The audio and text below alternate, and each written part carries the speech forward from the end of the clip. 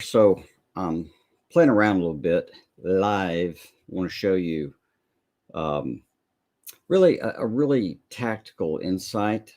I call this "What Your Big Problem Can Learn from the Gun Debate." Now, this isn't about the gun debate. I'm not debating that issue, but I want to show you the challenge in it and then apply it to your problem. So, get a problem out in your mind, but let's start with the gun debate. Okay, so the gun debate, what I mean is there's a portion of the country, maybe a big portion, that thinks the solution to like mass shootings is to get rid of guns. So if we get rid of guns, mass shootings will diminish, at least go down, maybe go away.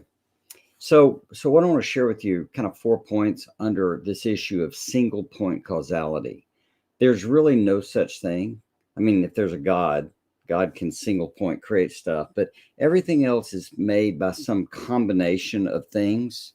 Now, here are the 4 points. First, I want you to know that the issue is the result you want. So you've got to get in your mind for your problem, whatever it is, the actual result, because that's going to frame everything. From there, you need to know that your problem, whatever result is happening that you don't want, or what result you do want, however you want to think about it, that's going to come from a combination of elements. So there are several things in play. So, like with the gun issue or gun debate, you've got a gun. So single point causality would say the whole cause of mass shootings is the gun. Other people do the other thing, say, guns don't kill people, people kill people. But see, that's not quite accurate either. That's single point thinking. The truth is that people with guns kill people with guns, right? With their guns. But it's not just that. You also need for a mass shooting, you need a mass. You need a congregation of people somewhere, a party, an event, or something like that. So it's a gun, it's a shooter, it's a context. It's these elements that are going on. There are other pieces in terms of protection, accessibility, their guards or not, how open, what's the line of sight, all those kind of things. And all I'm trying to point out is that when you look at a problem properly, it's got a combination of elements. That's what you want to do. So you're first wanting to understand really the result that you want, then the combination of elements, and then third, you want to think about how these elements interact, what's going on in the interaction. And commonly, not exclusively, but commonly, these elements are happening in a sequence. So there's kind of a sequence. You're going to think of it like cooking something. When you cook, it's a combination of elements. It's the flour and the egg and whatever goes into it. And then there's largely a sequence that goes on about when you mix things and when you cook things. If you have a cake and you cook the eggs too early in the process, you won't get a cake. You have to mix the eggs, and then, well, you get the point. So how they interact, you want to look at that. And then fourth, how does changing each part change the result? And this is where you get good at solving your big problem, because you're looking at how does changing each part affect things. So in the gun debate, if we think about how does getting rid of guns change the mass nature of shootings, and so you have to think it through.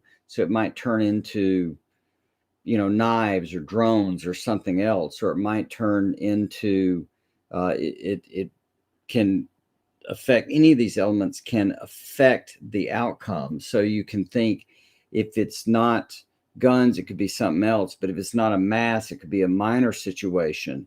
If we think about guards there or not, you can just interplay each of these elements, quite frankly.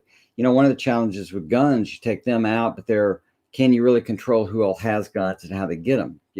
So that's part of that debate too. The nature of the guards debate, the nature of how the crowd reacts, or how we protect the environments can be a part of it. So you look at each of these elements, but I'm not talking about guns. I'm talking about your problem. So when you look at your problem, you have these elements probably happening in a sequence. And then you want to think through, what if I change each piece? How does that affect the whole? Because if you'll do that process and think that way, not single point causality, but the combination of relationships, you're going to be way down the road on solving your problems in a really cool way. So think about your business. yes, you can up revenue. That's exactly right. But you could also cut cost. Maybe the cost to produce the service or good, cost of goods sold type thing, you can reduce that. That helps your overall um, net profit margin, that kind of thing. All of these things play into it. You've got marketing, right? You've got operations, you got research and development. Do we add new products, etc.? So it's can be any of these options that happen in a business. So let's think about home. I just see that somebody said makes me think of homeschooling. How I can motivate kids to do their work. Home's a perfect example. Schooling's an example.